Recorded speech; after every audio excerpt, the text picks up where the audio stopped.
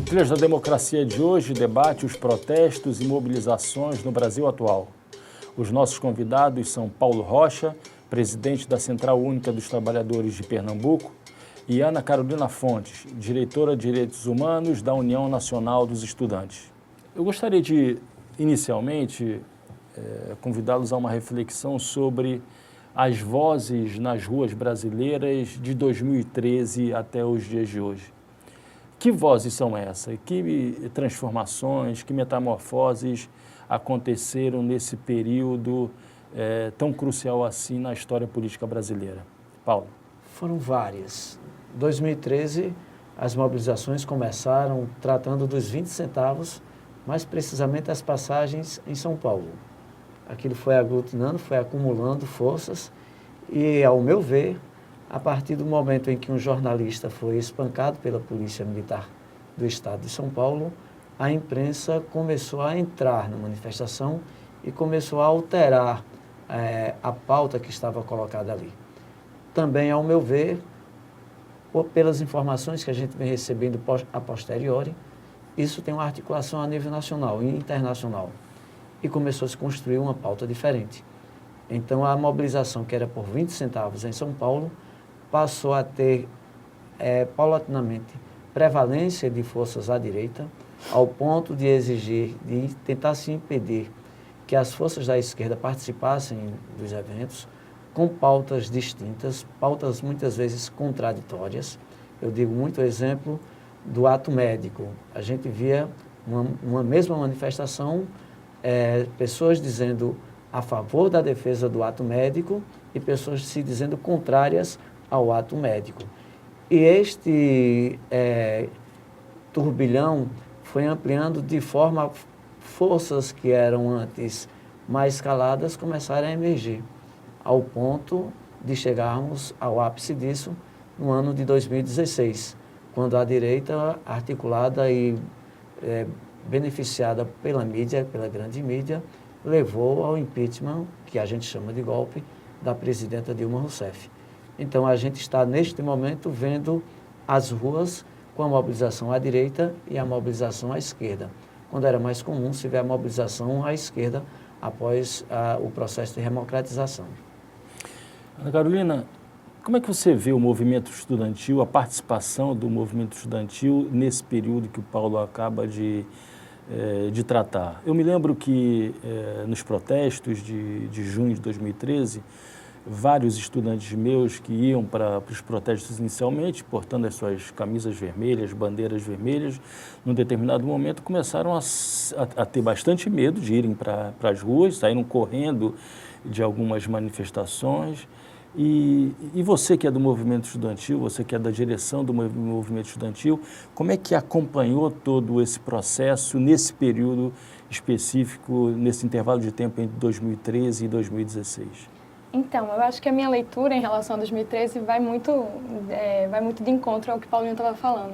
Primeiro que 2013 foi o meu primeiro ato da vida, assim, eu estava no 3º ano do colégio, eu ainda não era organizada dentro do movimento estudantil, foi minha primeira passeata, então aquilo para mim foi, eu ainda não sei, ainda não tenho a leitura precisa, né? Ninguém tem a leitura precisa do que foi aquele momento, mas certamente foi um momento assim de grande mobilização que há muito tempo não se via, né? Eu lembro que naquela época a gente falava que o gigante tinha acordado, e isso e aquilo, mas também eu lembro muito disso, assim, as pessoas que estavam de vermelho, as pessoas que estavam com alguma coisa, com alguma identidade partidária, elas eram rechaçadas, as pessoas ficavam gritando para abaixar essa bandeira, não pode ter partido, isso ou aquilo. E eu acho que hoje, né, um pouco mais afastado daquele momento, é impossível não fazer uma conexão direta do que foi 2013, a falta de uma pauta definida, né, a intromissão das redes de comunicação tentando ordenar, tentando colocar uma pauta, acabou que culminou no impeachment, né, no golpe da nossa ex-presidenta Dilma, e eu acho que não tem como não fazer relação direta com aquilo. Tanto que vários movimentos à direita surgiram naquele período, né, o MBL ele surgiu desse período de mobilizações de 2013. E aí eu acho que é bem isso, a falta de uma pauta única, de uma centralidade, naquele momento de atos, acabou que culminou para algo à direita. Então, na ausência de uma pauta definida, Paulo, você acha que foram os meios de comunicação que acabaram pautando o movimento, indicando aquilo que deveria ser o fundamental dos protestos, ou seja, a corrupção, o combate à corrupção? Você tem essa leitura de que é nesse momento em que a luta contra a corrupção supera todas aquelas bandeiras anteriores da luta contra a desigualdade social no Brasil? Ali, claramente, a pauta foi mudada. Foi mudada não só de um campo à esquerda, como ela passeou por campos à direita e foi afirmada uma pauta, a pauta do, aspas, combate à corrupção. Imagine que começou uma mobilização nacional no mês de janeiro, é comum, dos estudantes em particular contra o reajuste da política, da tarifa do transporte público, e ali no meio começou a dizer: a gente quer mais poderes para o Ministério Público, a gente quer combater a corrupção, e foi ampliando isso. E foi ampliando ao mesmo momento que ampliava e sedimentava essa pauta contra a corrupção, foi impedidas medidas que combatessem a corrupção. A presidenta Dilma, naquele ano, propôs 5 medidas que era para avançar o país, para reduzir os custos do transporte público, para aprofundar a democracia e impedir a corrupção. E essa pauta foi rechaçada no Congresso Nacional, a própria OAB não concordou com a discussão da Constituinte e ficou valendo o que a grande mídia comprou. Então, ela passou por cima das contradições, por exemplo, que citei do ato médico, que um defendia uma coisa, outro defendia coisa oposta. Passou por cima da violência contra o setor do movimento social, que era o pessoal à esquerda, e ficou escandalizando os black blocs. Muitas vezes a gente imagina, avalia que foram pessoas infiltradas, não necessariamente à esquerda que fizeram aquilo, e foi colocando um caldo e afirmando uma pauta à direita, uma pauta que tirava do centro da discussão a distribuição de renda, a melhoria do serviço público. Falsamente se dizia: a gente quer, utilizando inclusive, tentando se apropriar do slogan do movimento popular, a gente quer serviço público de boa qualidade, e até utilizava a história de dizer: eu quero uma escola padrão FIFA. A gente na CUT tinha uma visão diferente. A gente nunca defendeu escola padrão FIFA, porque o padrão FIFA, para chegar àquilo ali, ele passa por uma série de exploração que a gente não concorda. Tá? Por exemplo, aqui em Pernambuco, nós temos a Arena Pernambuco, e quantas pessoas foram tiradas dos seus lares, tiradas das suas moradias, da sua terra, ficou numa situação delicada por conta do padrão FIFA. Por conta do padrão FIFA, com essa corrupção que tem aí, as pessoas foram para as ruas, até hoje vão, a direita vai de amarelo, com o símbolo da Confederação Brasileira de Desportos, CBF, e este é um grande símbolo da corrupção no Brasil. Está com um presidente que não pode sair do Brasil, outro que está preso nos Estados Unidos, outro que, desde a ditadura militar, estava dentro da CBF e é símbolo de corrupção fora do Brasil, internacionalmente. Então, mas foi esse padrão que a direita solicitou, que vendeu e que até hoje está tentando ter hegemonia. Está com discussão interna hoje. O próprio governo Bolsonaro não tem unidade, mas o que ele aponta é o combate à corrupção. Mesmo que esses setores pratiquem a corrupção. Mas foi descolado o eixo da discussão, que era para efetivamente tirar a esquerda do mínimo espaço de poder que tinha, porque ter o governo federal não significa exatamente ter o poder no país. Ana Carolina, já há algum tempo é possível perceber as várias tendências existentes dentro do movimento sindical. Setores mais à esquerda, setores mais à direita. Como é que, nesse contexto, pós-2013, se apresentam as tendências dentro do movimento estudantil? É cada vez mais clara a existência de uma tendência de direita, uma tendência próxima os posicionamentos mais de extrema-direita, liderados pelo presidente Jair Bolsonaro? Então, o mesmo que acontece nas eleições, assim, no nível de disputa partidária, acaba que se reflete, de certa forma, dentro também das organizações do movimento estudantil, assim como acredito que também se reflete dentro das organizações sindicais, porque tudo está dentro do mesmo contexto.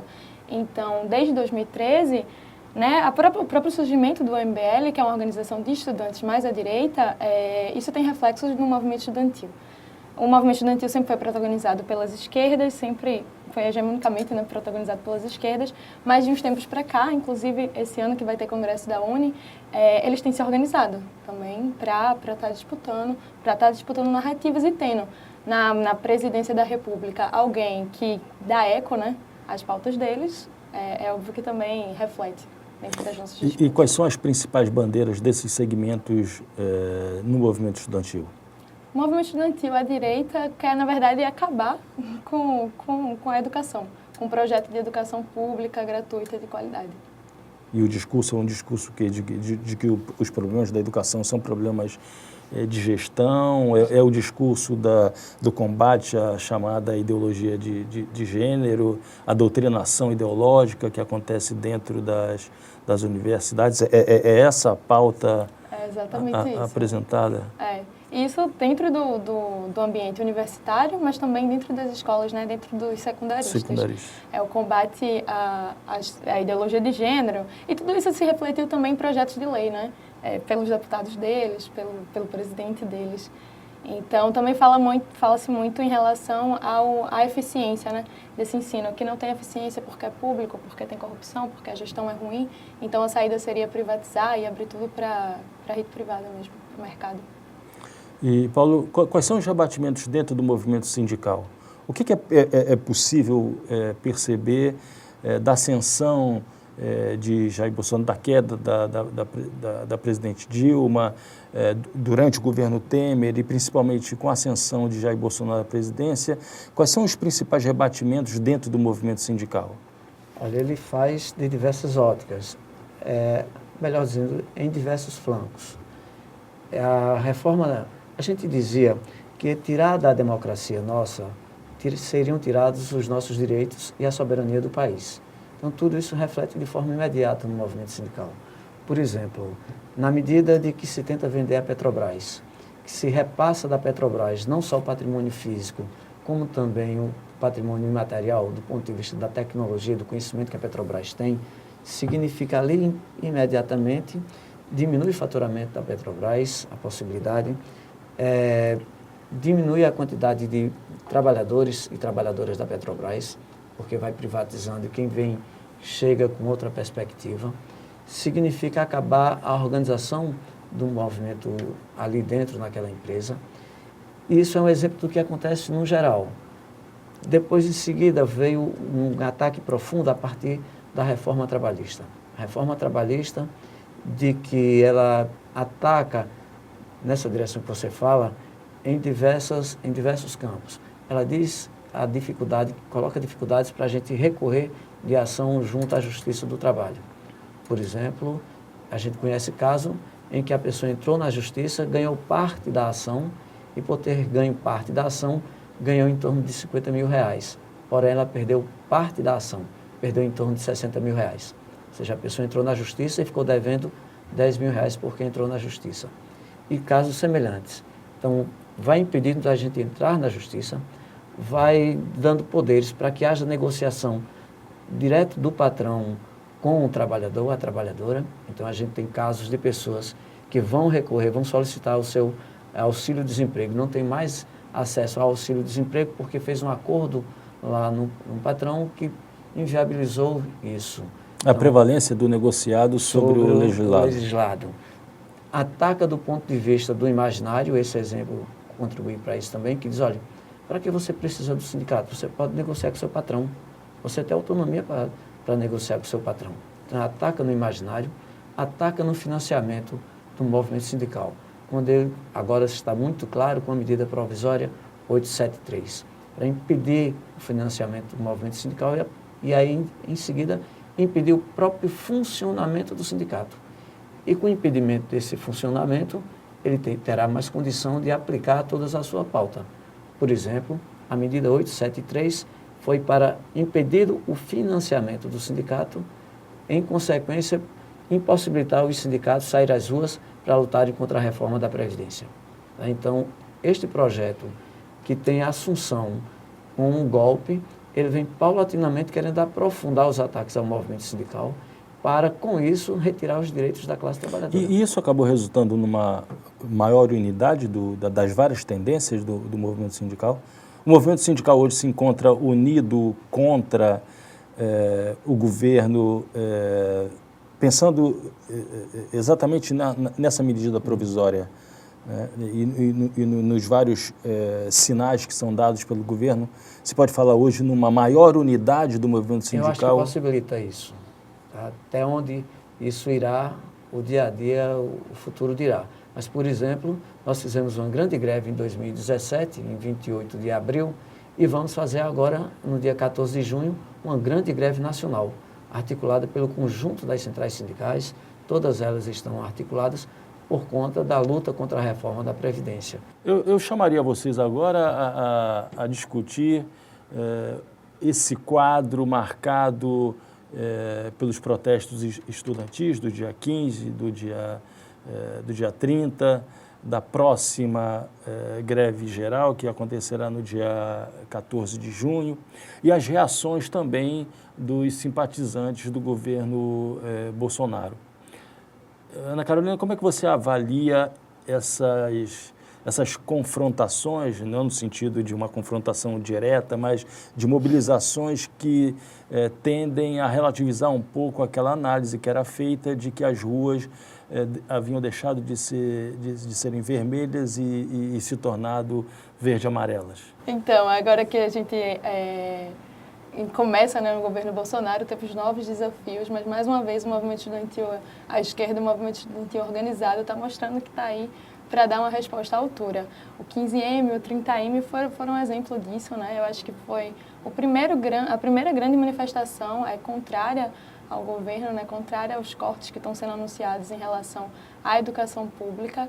E aí, como resposta a isso, teve, né, o dia 26, que inclusive é muito bom para mostrar exatamente o que é que está contraposto aí. Temos atos que estão a favor da educação e atos que são a favor do governo. Então, se essas pessoas que são a favor do governo não estão querendo chegar nos atos, a educação significa nada mais, nada menos que o governo é contra a educação. Então, a gente está nesse processo, né, de mobilizações, tanto a esquerda quanto a direita. Eu acho que as ruas falam por si só. O 15M foi enorme, o 30M foi maior e no dia 14 eu tenho certeza que ainda vai ser maior. E Paulo, você que é da área de educação, foi um tiro na água esse desferido pelo Bolsonaro ao localizar na educação, na universidade, na escola pública de maneira geral, o grande adversário do governo? Acho que não. Isso demarca posição. O que é que o governo quer? O que é que o grupo político, o que é que esse grupo social quer que acompanha Bolsonaro? Então, que é uma educação diferenciada. Então, é uma luta pela hegemonia, uma luta por concepção, por entendimento de sociedade. Então, ele está marcando o campo. Acho que não dá para subestimar. Ao meu ver, ele não fez um ato do tamanho como ele gostaria, porém, também não foi tão pequeno como a gente gostaria. Na realidade, o que é que ocorre? O dia 15 de maio foi preparado, articulado 45 dias antes, pela Confederação Nacional dos Trabalhadores em Educação, em defesa da educação e contra a reforma da Previdência. Então, aquilo ali era uma ponta de lança, uma chamada em preparação à greve nacional. Nesse processo, nesse período, o governo Bolsonaro fez uma série de aberrações do ponto de vista de quem defende a educação. Uma série de aberrações. E que foi contribuindo para que os setores da educação, além da educação básica, fossem também entrando nessa discussão. E por isso foi estrondoso o 15 de maio. Confluíram para ali setores organizados e uma grande quantidade de pessoas que pela primeira vez também foram nas mobilizações. Como a Ana Carolina em 2013. A Ana Carolina fez isso em 2013. Tá? Então, ali está a disputa pela concepção de sociedade, pela concepção de educação. Então, o que Bolsonaro está querendo fazer é uma escola que ele já vem desde Temer apresentando. Qual é a escola? A escola de que o aluno vai poder ser alfabetizado em casa, na telesala. A escola de que não precisa ter o espaço físico, portanto, não vai precisar gastar com merenda, com um merendeiro, não vai precisar gastar com a manutenção da escola. ou seja, de reduzir os custos com a educação. Isso para atender a emenda constitucional 95. É um espaço em que a escola para o pobre é no máximo chegar no ensino médio e deixa para o rico ter acesso à universidade pública ou não, mas ter acesso à universidade. Então, é a velha divisão do trabalho. O pobre vai ter isso, vai ter que ser mão de obra barata. Isso sem considerar o momento histórico pelo qual nós passamos e sem considerar o que está chegando aí com a revolução tecnológica, que vai exigir para as pessoas terem acesso a um emprego, boa formação. Mas ele não está preocupado com isso. Então, a preocupação dele é uma educação em que você não entenda como funciona a sociedade, que não entenda como se dão os embates das forças, as concepções de sociedade. Para isso, retira a filosofia, retira a sociologia, depois retira a história quase retirada, retira a geografia, retira as ciências humanas, porque a concepção dele não bate com isso. Aí é onde entra a campanha que ele fez, usando aquela famosa mamadeira, usando livros que não existiram, dizendo que a escola é uma balbúrdia, porque a concepção dele de sociedade é uma concepção de que a gente tem que ser adestrado e deixa quem tem o econômico, quem tem poder, fazer, discutir, ter acesso a outro nível da sociedade. Então, ele está querendo afirmar essa concepção de sociedade.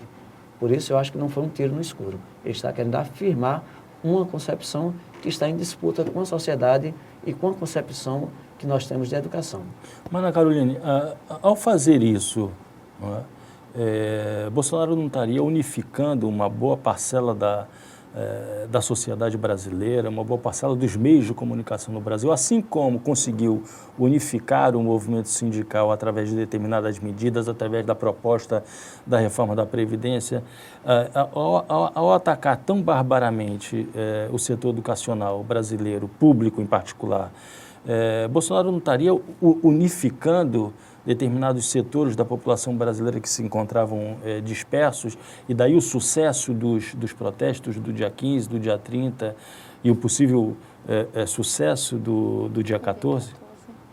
Eu acho que são projetos díspares, né, que são contrapostos, e que estão em disputa na sociedade.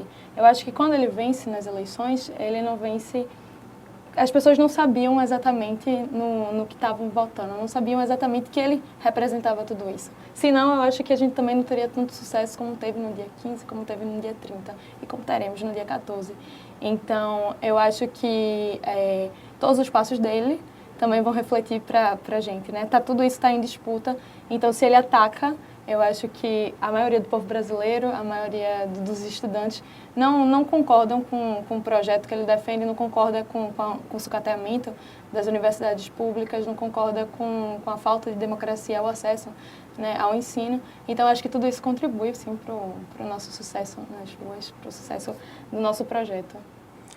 Paulo, o STED lhe deu uma entrevista recente em que ele dizia que, já que a classe operária não está na fábrica mais, em função da reestruturação produtiva, né, do desemprego, é preciso que as esquerdas, e aí pode ser incluído o movimento sindical também, tenha que ir aonde esteja a classe trabalhadora, ou seja, nos seus locais de moradia, etc.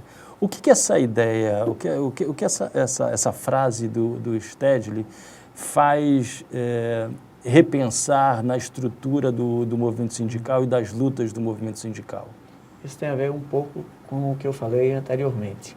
A gente está vivendo uma revolução tecnológica que, além da revisão da forma do trabalho, isso vai aprofundar a distância entre o local de trabalho e o local grupal de trabalho e o modelo anterior e atual. O que é que ocorre? A reforma trabalhista, por exemplo, implantou o tal de trabalho home office. A pessoa vai trabalhar em casa. Já tem hoje um quantitativo enorme, mas isso vai aumentar. Então, o que Stedley está dizendo? Se eu vou fazer o meu trabalho, seja da Petrobras, no pessoal administrativo, seja o pessoal administrativo de uma grande indústria privada ou de um comércio aqui no centro da cidade, se eu vou fazer esse trabalho administrativo, por exemplo, em casa, Onde é que eu vou encontrar as pessoas da minha base, do meu sindicato? Não vai ser lá na fábrica, que as pessoas estarão em casa. Isso, com certeza, o movimento sindical vai ter que ver isso. É inclusive tema de discussão no Congresso Nacional da CUT. Porém, a gente está num período híbrido, que inicia isso, porém, mas não está exatamente isso. Nós ainda temos fábricas, não grandes como antes, mas ainda temos fábricas, nós temos ainda as escolas em local físico, nós temos ainda os hospitais em locais físicos e com os ambulatórios sendo feitos por médicos, ainda o ambulatório ainda não está sendo feito por robô. Tá? Então, tudo isso vai alterar a forma de organização do movimento sindical. Para isso, a CUT está começando um debate, que poderá chegar nisso. Mas é um momento híbrido, mais a forma tradicional do que a forma, eu digo assim, do futuro. Ana Carolina, como é que a UNE está se preparando para a greve geral do dia 14? O governo Bolsonaro, né, Bolsonaro, seu ministro da Educação, todo mundo que atacou a educação se declarou um inimigo da educação, né? Inimigo dos estudantes. Então, a gente está mobilizado, né? Desde o dia 30, a gente continua mobilizado no nosso chão de fábrica, né? Então, nas nossas escolas, nos nossos institutos federais, nas nossas universidades públicas, privadas, tentando garantir que tenha paralisação, que se tenha ato, a gente consiga parar, ir para o ato, mas a gente está em constante mobilização para garantir que no dia 14 a gente tenha a maior greve geral dos últimos tempos nesse país. E a percepção de vocês é que a estudantada adere a esse discurso da... Acho que sim.